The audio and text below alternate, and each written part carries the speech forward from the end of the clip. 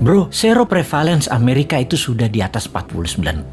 Gila banget nih negara. Informasi ini datang dari seorang sahabat yang 10 tahun terakhir mengajar di sebuah kampus ekonomi di sisi timur Amerika. Dialah yang mengajari Bosman tentang MMT, Modern Monetary Theory. Beliau juga sahabat dari Stephanie Kelton, pejuang konsep ekonomi modern MMT ini, di mana konsep MMT ini dipakai Amerika. Namun yang diajarkan di kampus beda dengan yang Amerika pakai. MMT juga dipakai di Tiongkok, Jepang, Jerman, Inggris, dan saat ini Turki serta Argentina mengadopsinya.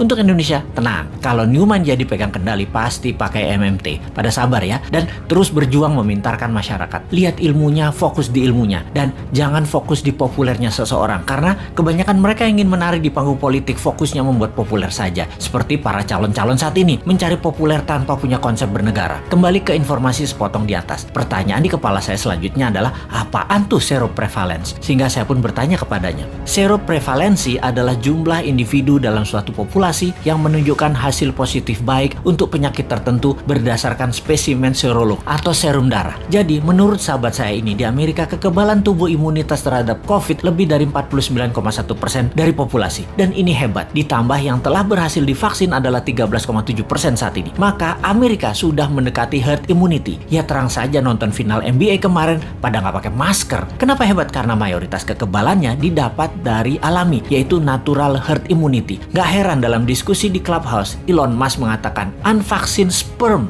50 years from now are more precious than gold. Yang dalam arti sederhananya adalah sperma manusia yang tidak divaksin lebih tinggi nilainya dibanding harga emas 50 tahun lagi. Oke, wis jangan dipercaya omongan Elon Musk. Itu hanya omongan manusia oportunis. Sing bener pejabat saat ini, maha bener. Kita harus dukung terus demi utuhnya NKRI sampai masanya new mind tiba. Sing sabar ya. Kalau pandemi corona adalah bencana alam natural disaster, maka sesungguhnya kesembuhan alami adalah herd immunity natural juga untuk mengalahkannya. Sungguh, strategi yang terbaik adalah dari alam oleh alam. Kalau COVID adalah man-made disaster, ada dua strateginya. Nego dengan yang mengendalikan dan ikuti maunya mereka, atau tantang mereka, tantang perang puputan, tantang perang sampai mati. Pakai vaksin sendiri, pakai imunoterapi, pokoknya jangan pakai vaksin asing aja. Wani ora, kalau nggak berani ya seperti saat ini, ikuti aja protokol globalis. Dilanjut oleh teman saya tadi. Jadi kalau Amerika pakai vaksin mengatasi herd imunitas secara mayoritas itu hoax, bener, pakai vaksin tapi hanya minor, hanya palingan 20-30%an saja, yang 30%an nanti yang alami. Amerika pakai natural imunitas terbanyaknya. Lalu saya bertanya, kalau Tiongkok menangani COVID pakai vaksin ya? Dijawab olehnya, belum tentu. Tiongkok itu rezim komunis, nggak ada transparansi dan akuntabilitas bagi siapapun dari luar negeri bisa mengakses kebenaran informasi yang Tiongkok berikan. Siapa yang bisa memverifikasi berita kalau society dibungkam di sana? Banyak ahli-ahli luar Tiongkok mau fact finding masuk ke Tiongkok, nggak bisa, ditolak Beijing. Sebaiknya kita tidak consider data Tiongkok sebagai data utama. Semua data dari Tiongkok itu dari pusat partai komunis. Semuanya dialterate, diubah sesuai untuk kepentingan propaganda yang menguntungkan Tiongkok. Bisa saja ternyata Tiongkok juga pakai natural herd immunity, namun dipropagandakannya pakai vaksin. Taunya Tiongkok menyehatkan warganya dengan multivitamin dan mineral, sementara vaksin diekspor keluar sebagai dagangan internasional. Jadi Tiongkok kayak Amerika juga. Jangan-jangan 60%-nya pakai natural herd imunitas, sisanya vaksin. Siapa yang tahu? Banyak negara tergocek globalis cabal agar pakai vaksin mayoritasnya. Yang natural imunitasnya dibatasi. Memang tidak deadly atau mematikan menggunakan vaksin itu. Vaksin faktanya memang mengurangi fatality kematian. Tetapi sisi lain, ya kita jadi korban ekonomi, jadi miskin. Kita jadi buyer beliin vaksin terus. Ya, semoga salah lagi nih data dari Tiongkok dan globalis kali ini. Tapi data seroprevalence yang dari Amerika mah bener.